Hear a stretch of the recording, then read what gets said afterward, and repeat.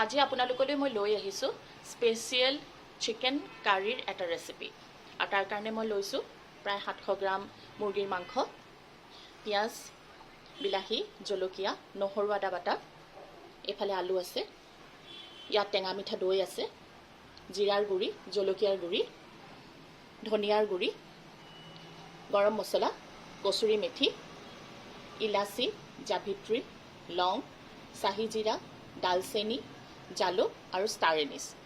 এতিয়া চাওক মই এইখিনি উপকৰণেৰে কেনেকৈ চিকেন কাৰীটো আৰম্ভ কৰিছোঁ। গেছটো অন কৰি ল'লোঁ। ইয়াত এটা কেৰাহী বহাই দিম। কেৰাহীটো গৰম হওঁতেই মই ইয়াত মিঠাতেল দি ল'ম।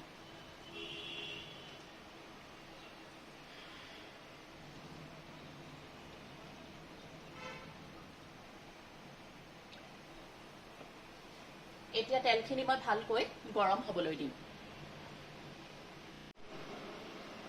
তেল গৰম হৈ গ'ল। প্ৰথমে মই ইয়াত আলুখিনি ফ্ৰাই কৰি ল'ম।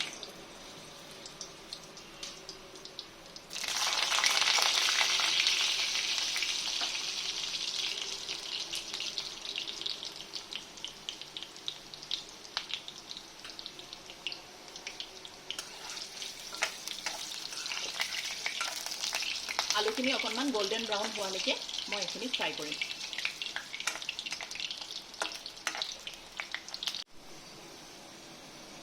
আলুখিনি ফ্ৰাই হৈ গ'ল। মই এনেকুৱা কালাৰ অহালৈকে আলুখিনি ফ্ৰাই কৰিছোঁ। এতিয়া মই এটা বাতিত এইখিনি উলিয়াই ল'ম। এতিয়া তেল যিহেতু গৰমেই হৈ আছে, তাতে মই মাংসখিনিও ফ্ৰাই কৰি ল'ম, কিন্তু পুৰা হাই ফ্লেমত।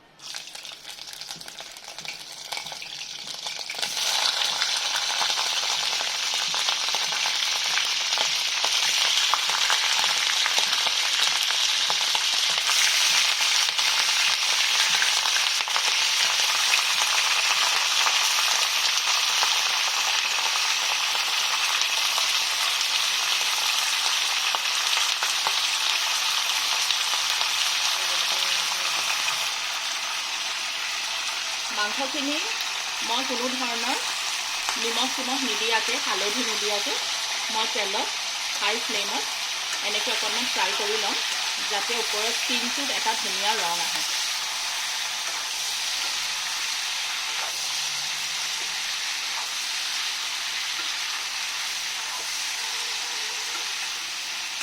দুই মিনিটমান সময় ফ্ৰাই কৰি পানী ওলোৱাবলৈ নিদিওঁ।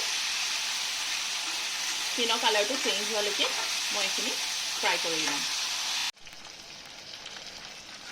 এয়া চাওক, মাংসখিনি ভাজা হৈ গৈছে। খুব ধুনীয়া এটা ৰঙো আহিছে। এতিয়া মই এইখিনি এটা বাতিত নমাই ল'ম।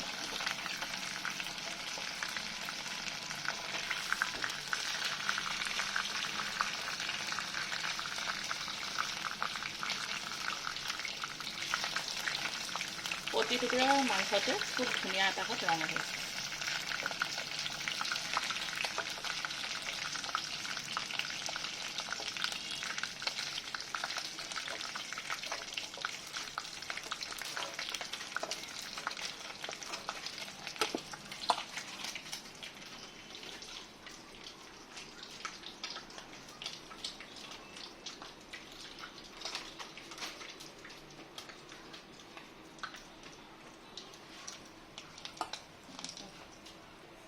মাংসখিনি নমাই লোৱাৰ পিছত এতিয়া মই এই গোটা মছলাখিনি তেলৰ ওপৰত দি দিম। এইখিনি অকণমান ফুটোতে ইয়াত মই কাটি থোৱা পিঁয়াজখিনি দি দিম।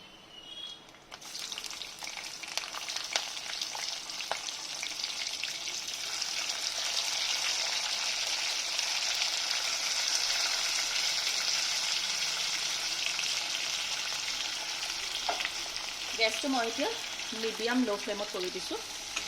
আৰু এতিয়া মই পিঁয়াজখিনি অকণমান লাইট গোল্ডেন ব্ৰাউন হোৱালৈকে ভাজিম।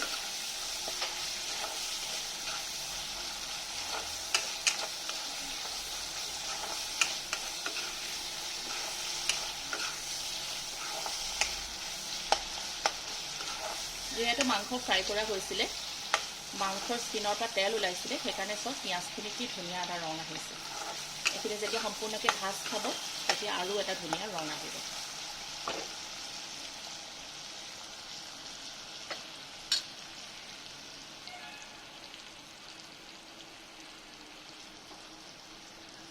এতিয়া মই এই হাফ ফ্ৰাই কৰি থোৱা মাংস আৰু আলুৰ ওপৰত মই এই দৈখিনি দি দিম।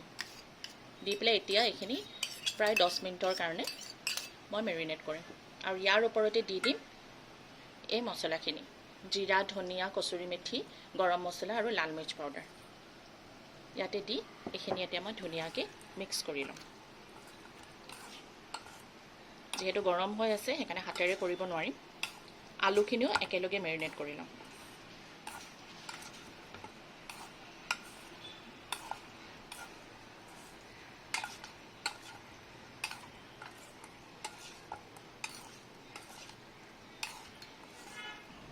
এইখিনি মই ধুনীয়াকৈ মিক্স কৰা হৈ গ'ল। যিহেতু এইখিনি গৰম হৈ আছে, ইয়াৰ ফ্লেভাৰটো যাতে ওলাই নাযায় সেইকাৰণে মই ইয়াৰ ওপৰত এখন ঢাকন বহাই দিম, যাতে এই যিখিনি গৰম আছে তাতে এই বস্তুখিনিৰ পৰা ধুনীয়া এটা এৰোমা ওলায়। এতিয়া চাওঁ আমাৰ পিঁয়াজৰ অৱস্থাটো কি হৈছে। এয়া পিঁয়াজখিনি ভজা হৈ গৈছে, ধুনীয়া এটা ৰং আহিছে, লাহে লাহে গল্ডেন ব্ৰাউন হ'বলৈ আৰম্ভ হৈছে। এয়া চাওক,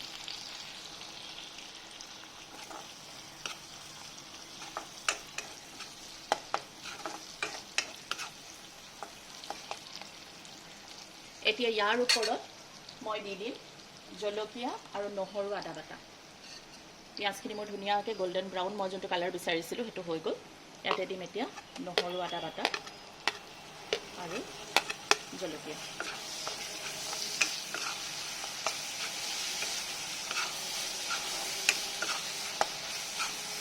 এইখিনি তেতিয়ালৈকে ভাজিম যেতিয়ালৈকে নহৰু, আদা গোন্ধটো নাইকিয়া হৈ নাযায়। আৰু জুইটো মই মিডিয়াম ল' ফ্লেমতে ৰাখিছোঁ।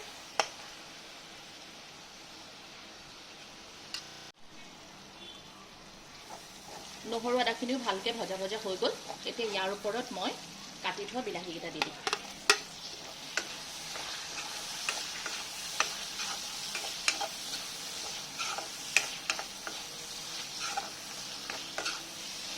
আৰু ইয়াৰ ওপৰত মই দি দিম জোখৰ নিমখ। মই কিন্তু কোনো ধৰণৰ হালধি ব্যৱহাৰ কৰা নাই। প্ৰায় 1 চামুচ মই নিমখ দিছোঁ।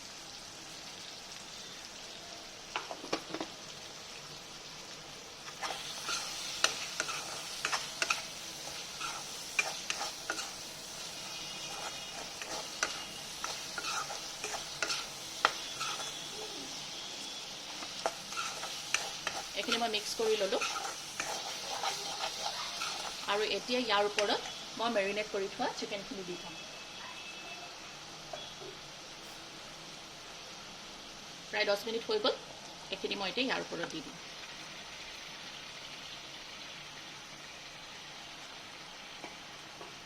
আৰু এতিয়া ভালকৈ মিক্স কৰিম।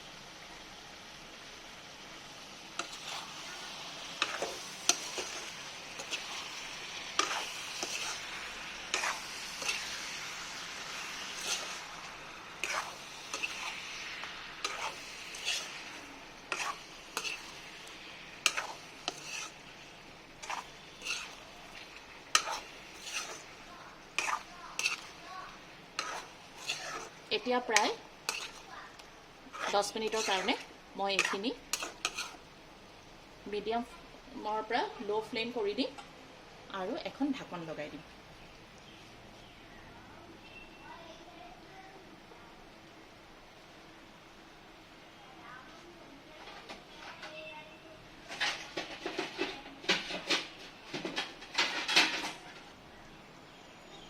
আৰু ইয়াৰ ওপৰত এখন মই ঢাকন লগাই দিলোঁ। পুনৰ 10 মিনিট পিছত মই ঢাকন খুলি চাম। এয়া চাওক, মাংস প্ৰায় সিজিলেই, আৰু অলপমান সিজিব লাগিব। এয়া চাওক, মাংসৰ কিমান ধুনীয়া এটা ৰং আহিছে।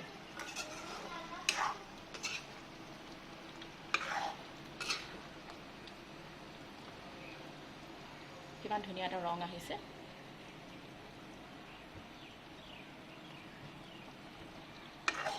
এনেকৈ পুনৰ মই আৰু 7 মিনিটমানৰ কাৰণে মাংসখিনি থৈ দিম আৰু অকণমান সিজিব লাগিব। জুই কিন্তু মই লো ফ্লেমতে ৰাখিছোঁ। পুনৰ ঢাকন লগাই দিম। মাংসৰ কি ধুনীয়া এটা ৰং আহি গৈছে চাওক, আৰু তেলো ওলাই আহিলে।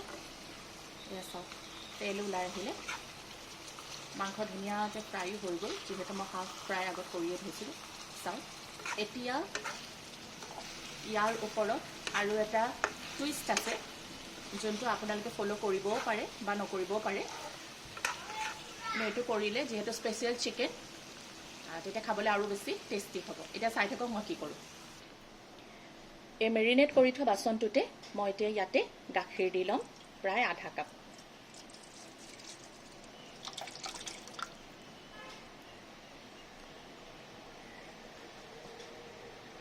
আৰু তাতে অকণমান পানীও মিলাই দিম।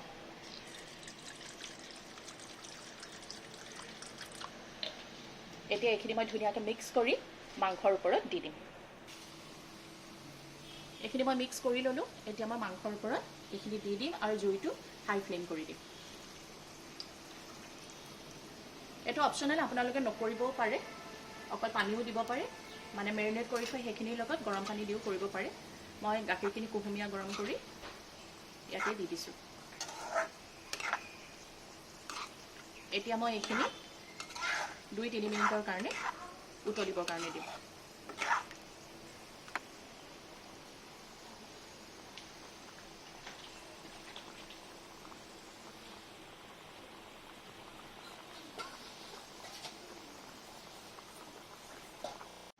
এয়া চাওক, স্পেচিয়েল চিকেন কাৰী ৰেডি হৈ গ'ল।